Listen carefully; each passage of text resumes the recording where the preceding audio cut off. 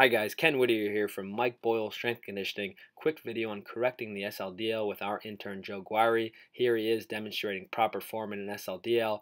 Over the course of this video you'll see some dysfunctions and corrections we use to fix those.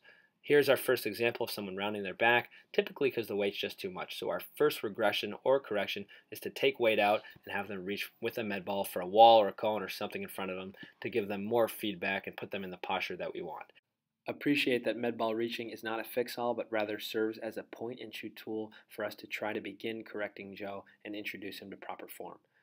Next, you'll see Joe from the frontal plane cave and go into valgus at his knee, something we commonly see with our younger athletes, but across the board. So there's a couple things that you can do to fix this. Number one being cross-reaching. Joe is using a med ball in this scenario. You can use a cone to reach across to and give the athlete some feedback. The next one is going to be reactive neuromuscular training, or RNT. Notice we are feeding the mistake and Joe is having to resist that and not go into valgus like he was prior to that.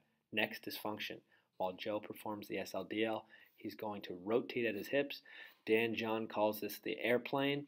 Ultimately, Joe's hips are not square to the ground and we need to fix that. One exercise we can introduce, proper posture in SLDL, is having him support himself with a rack or a bench or any box showing him correct form, incorrect form, and then correct form again. Next, dysfunction. Joe is extending at his lower back, reaching with his foot.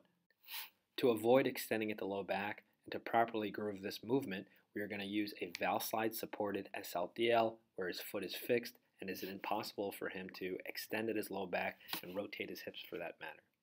Next, dysfunction. Notice as Joe goes to do the SLDL, his arms come with him instead of hanging down in the proper position.